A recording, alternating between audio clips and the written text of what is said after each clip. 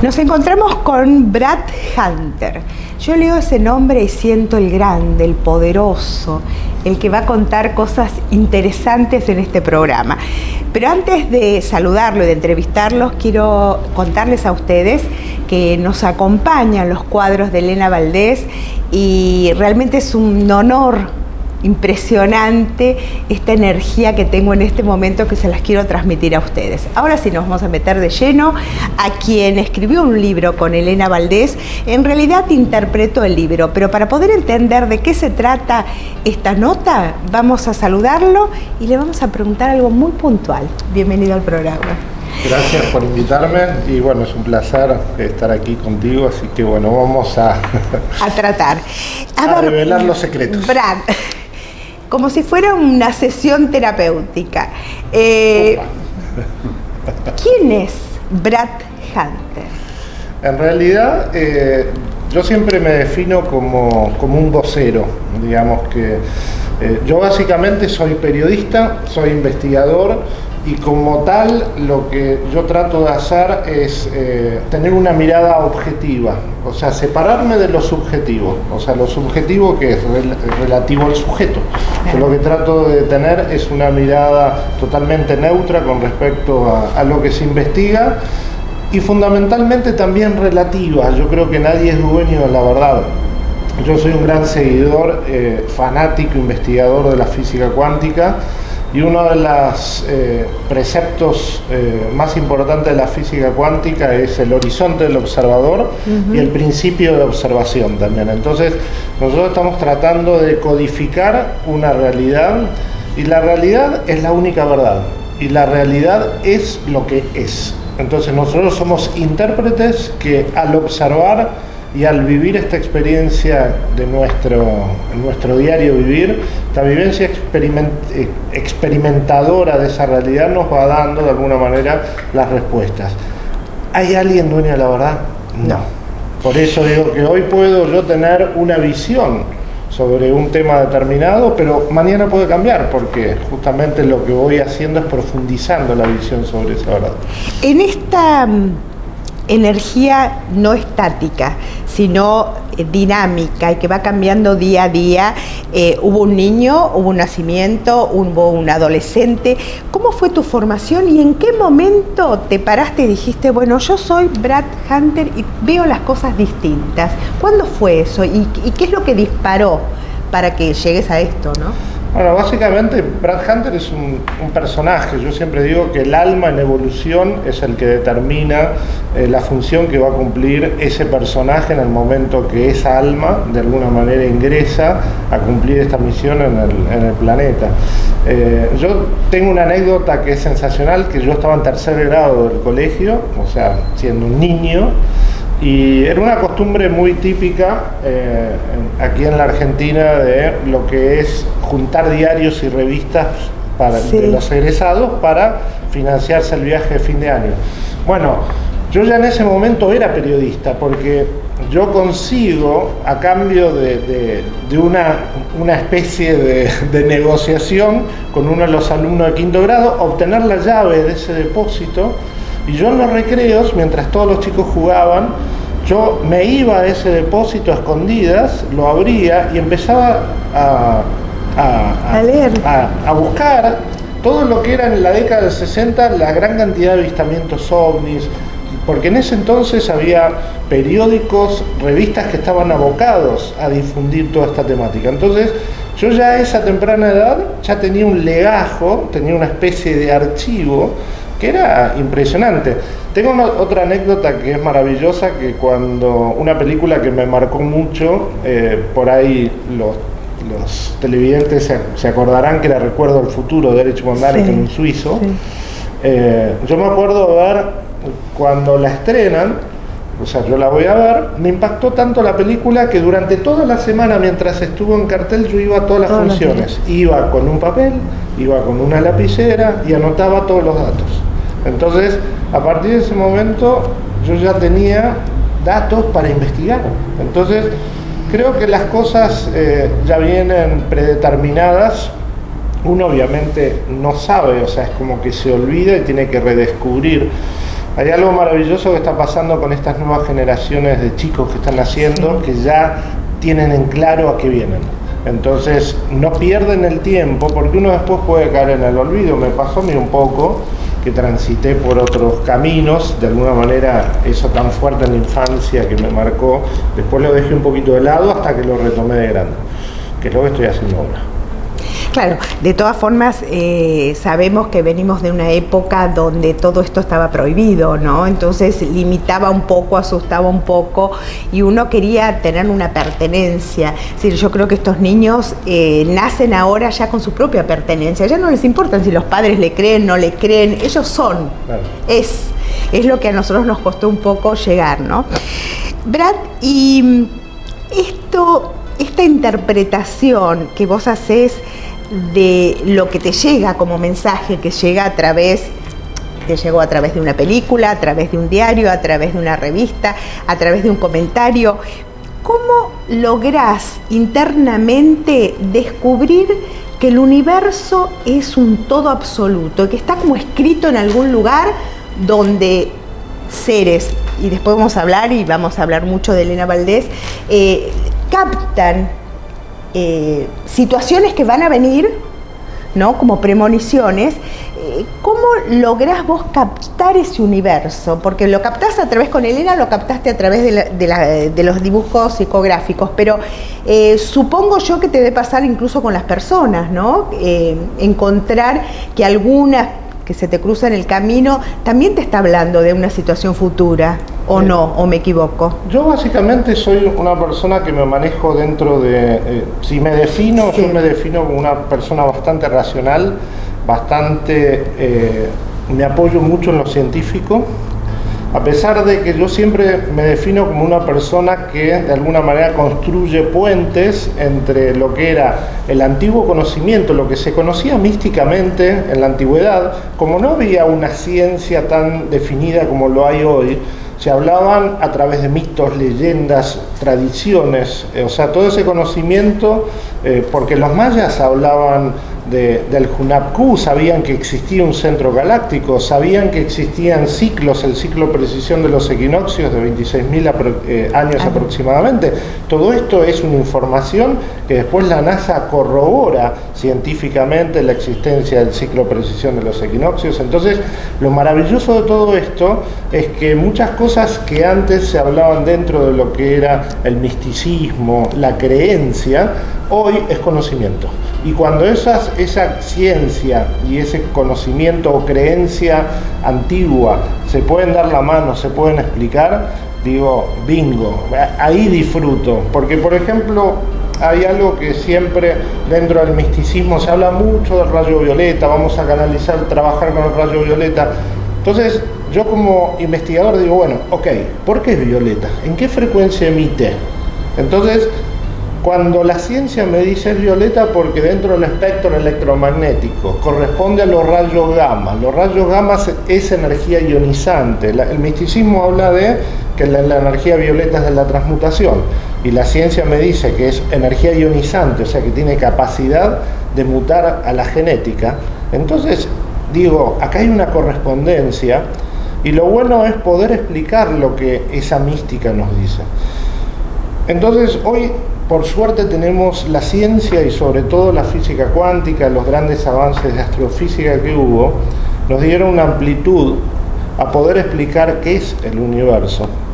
Y volviendo a tu pregunta, hoy se está hablando de un campo unificado, o sea, donde todo está unido desde un átomo, es el concepto holónico, donde la parte integra el todo y el todo necesita de la parte para hacer un todo. Entonces, que hay un todo unificado, un todo interconectado, donde ahí empezamos a entender que en la evolución del otro, en el respeto de una abeja, en el respeto de una hormiga, está el equilibrio de la totalidad. El ser humano moderno, desde la era industrial, no hizo otra cosa que romper, digamos, con sus nuevos paradigmas todo este equilibrio. Y bueno, hoy estamos pagando los precios de haber quebrantado los equilibrios de ese sistema holónico, de ese sistema perfecto equilibrado que es la Gaia, el planeta Tierra como entidad inteligente. Y entonces, cuando uno, sin poseer dones, empieza a comprender eso, se empieza a integrar, en vez de desintegrar de la naturaleza, se empieza a integrar, porque naturaleza es la característica y esencia de cada ser. Así está en la primera acepción del diccionario de la Real Academia. Uno, cuando se integra un sistema, es como entrar a internet, lo único que uno necesita es tener conexión. Una vez que nosotros ya tenemos el hardware y el software integrado en nosotros, entonces automáticamente ahí las comunicaciones empiezan a fluir, porque naturalmente estamos comunicados, naturalmente estamos conectados. Entonces, cuando uno tiene la sensibilidad de sentir la esencia del otro, entra en red con ese otro y empieza a sentir, empieza a averiguar las cosas que ese otro necesita o que nos quiere transmitir sin necesidad de hablar. Y ahí es donde vamos camino hacia una nueva comunicación que no es a través de la palabra, sino que es a través del contacto. Del contacto. La telepatía o el corazón es la vibración, ¿no? Lo que uno percibe, lo que uno siente. Es captar la holografía del otro, y en la holografía está la totalidad. O sea, la holografía, en un holograma, cada parte infinitesimal de ese holograma contiene la información del todo. Entonces, cuando yo puedo captar la información plasmada en ese holograma, yo puedo sentir, yo puedo conocer tu pasado, puedo conocer incluso hasta lo que vas determinando como futuro. Y ahí es interesante empezar a entender cómo funciona el concepto de esto, de lo que es una psicografía, una profecía. Nosotros estamos en esta tercera dimensión sujetos a la continuidad del tiempo y del espacio, o sea, nosotros estamos viviendo un tiempo lineal. Claro. Entonces, es nuestro pasado el que determinó, mejor dicho, nuestro presente, y ese pasado, junto a las acciones que nosotros estamos sujetos y estamos con nuestro libre albedrío eligiendo en este presente, vamos creando alternativas de futuro. El tema es que cuando uno tiene la capacidad, como nosotros no somos solamente seres físicos, sino que nosotros tenemos una mente, tenemos una proyección, porque yo voy al médico, el médico me puede hacer un análisis físico, pero si yo tengo un problema emocional, un problema psicológico, el mente no puede detectar eso con ningún instrumento, es intangible. ¿Por qué? Porque eso no opera en el mundo físico. Mis sentimientos, mis pensamientos son cuánticos. Entonces, cuando nosotros empezamos a aperturarnos a ese potencial dormido que tiene todo ser humano, entonces nosotros empezamos, cuando entramos en ese territorio cuántico, cuando somos capaces de salir de la restricción de la mente local, empezamos a trabajar con la mente cuántica. La mente cuántica, al estar ya fuera de los límites de la tercera dimensión, opera en un mundo omnipresente. ¿Qué quiere decir eso? Tiene la capacidad de, al mismo tiempo, estar viendo el tiempo cuántico, donde pasado, presente y futuro son un mismo tiempo. Son un mismo tiempo. Hay personas que tienen esa capacidad maravillosa de, por un flash, por un instante, de comunicarse con ese yo superior, esa mente cuántica que todos tenemos, y podemos tener visiones de un futuro. ¿Ese futuro está determinado? No, es una probabilidad. Pero ¿qué quiere decir? Ese mensaje que nos llega del futuro generalmente nos viene como un mensaje de advertencia para que cambiemos. Si ese futuro es que nosotros visualizamos en la profecía no es favorable para la humanidad, parte de la humanidad o en una situación personal, yo aún tengo el tiempo de cambiarlo. Entonces, ahora, y ahí, discúlpame que te interrumpa, ahí hay una parte que es muy interesante, cómo se manifiesta la información a cada ser humano cuando quiere conocer un poco del futuro, del pasado. Generalmente creo yo que se manifiesta a través del sueño, ¿no? Esos flashes que aparecen en el sueño o esas visiones que tenemos o la sensación de conocer una persona, de haber ya estado con esa persona, esta comprobación de vivir en distintos planos, ¿no? Que hay gente que surge, tiene estos flashes. ¿Cómo lo explicarías vos en el tiempo lineal? Porque este trabajo que te escuchaba tan atentamente has logrado en tu vida, no lo logra todo el mundo. Es envidiable realmente, a mí me hubiera encantado hablar con vos y decir, bueno, yo puedo todo esto, ¿no? Pero para ayudarnos un poco a entender si nosotros tenemos algún elemento de disparador para captarnos que podemos lograr esto, el estar el aquí y el ahora y el poder vivir todas las etapas universales, dado que nuestra alma es una alma eterna, ¿no? Yo tuve la suerte, digamos, dentro de mi profesión como periodista, haber entrevistado a gente que obviamente sabe muchísimo más que yo, gente que tiene millones de dólares atrás como apoyatura para realizar sus investigaciones. Es el caso de Sir Roger Penrose, Stuart Hameroff, David Deutsch. Son personajes que tuve la suerte de entrevistar, muchos de ellos trabajando justamente en este tema de la conciencia. Y volviendo a eso que vos te referías, de que en ese momento de sueño, se llama el sueño paradoxal, hay una teoría que presentó un francés, Garnier Mallet, con respecto al desdoblamiento del tiempo. Él habla de un doble. Yo digo, no tenemos un doble, porque en realidad nosotros no estamos viviendo con un doble, un fantasma mío. En realidad lo que yo sí tengo es una existencia desdoblada. ¿Desdoblada en dónde? En el plano físico, la que yo percibo en el aquí y ahora, que está limitada y que está de alguna manera. Acá hay algo maravilloso que es... yo siempre lo utilizo, que es el diccionario de la Real Academia. Cuando uno busca mente, dice potencia intelectual del alma. Ajá. Entonces, nuestro espíritu es indivisible de una mente, porque necesita de esa mente para reconocerse a sí mismo como un ser en evolución. Entonces, acá hay una paradoja que es fascinante, que está sucediendo ahora, que es la gente que tiene experiencias cercanas a la muerte, las muertes clínicas en los hospitales. Gente que clínicamente está muerta, no tiene actividad cerebral, no tiene latidos en el corazón, pero ellos después, cuando los recobran a la vida, se vieron desde arriba toda la experiencia de cómo los resucitaban, sus familiares llorando. Entonces, la gran pregunta es, entonces, ¿quién es el ser que ve, que oye y que sigue consciente después de que ese cuerpo físico está muerto? ¿De qué serviría la vida si todo lo que nosotros aprendemos en esta gran experiencia que nosotros denominamos vida, si todo eso se perdiera con la muerte?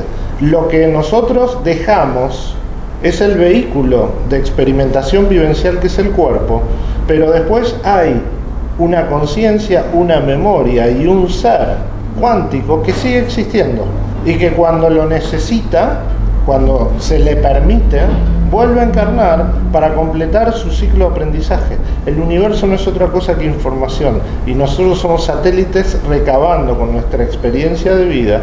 Por eso el sistema más fácil para entender esto es la internet y el Facebook. ¿Vieron esto de las redes sociales? Sí. Donde nosotros estamos continuamente subiendo el cumpleaños con mi tía, el encuentro con mis amigos y subo las fotos. Cada experiencia que nosotros vivimos segundo a segundo en la vida, nosotros no somos conscientes, pero lo estamos subiendo a una red universal de información, que es el universo en sí mismo. Entonces, ninguna experiencia de cualquier ser consciente, ya sea buena o mala, no se pierde. Pasa a un archivo de información que es en sí mismo aprendizaje para ese todo. Entonces el todo se perfecciona cada día más con cada una de las experiencias que nosotros en esta, en realidad es como limitada en nuestra conciencia, porque nosotros no somos plenamente conscientes de la importancia que tenemos, porque desgraciadamente estamos muy sujetos a sistemas de creencias, a mandatos condicionantes, a nosotros ya cuando una religión nos habla de el universo creado, es un gran error, porque vos lo dijiste al inicio de la charla, todo es un gran movimiento. Entonces, el universo no está creado, se recrea a cada instante. Y nosotros somos co-creadores.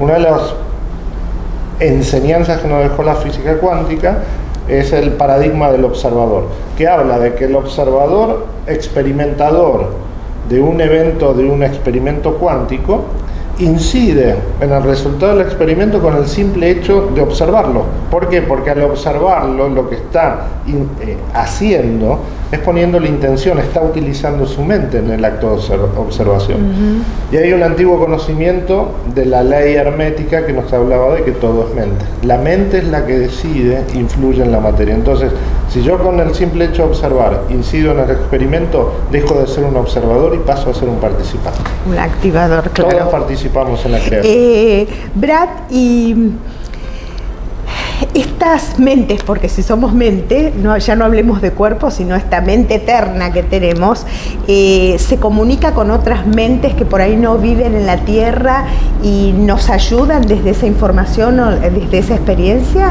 Fíjate que todas las personas que de alguna manera dicen tener contacto con otras inteligencias o otras entidades que existen, incluso humanas desencarnadas, lo hacen a través de la mente. O sea, siempre la comunicación es mente a mente porque vivimos en un universo mental.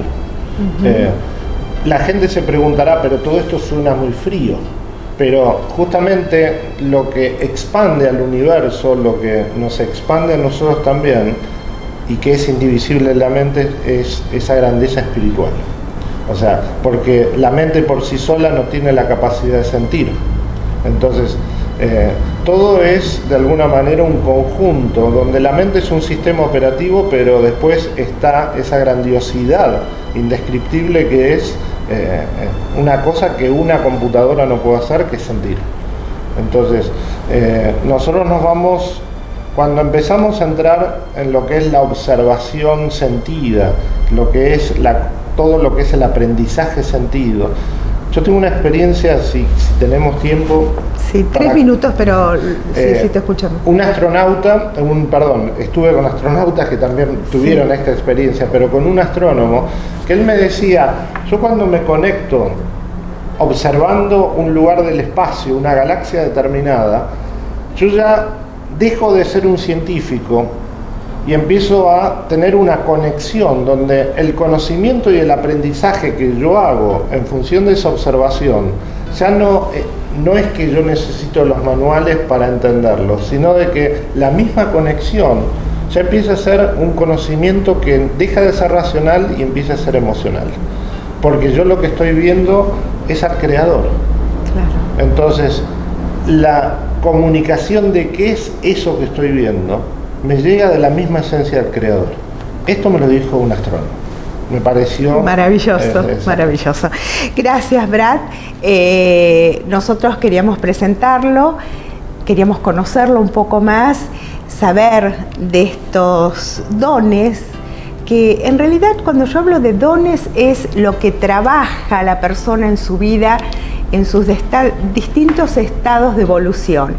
Y vamos en otro programa charlar con Elena Valdés para que nos cuenten un poco cómo hicieron este libro Mensajes de Luz para la Nueva Era Dorada, porque creo que es algo que no nos podemos privar nadie de conocerlos.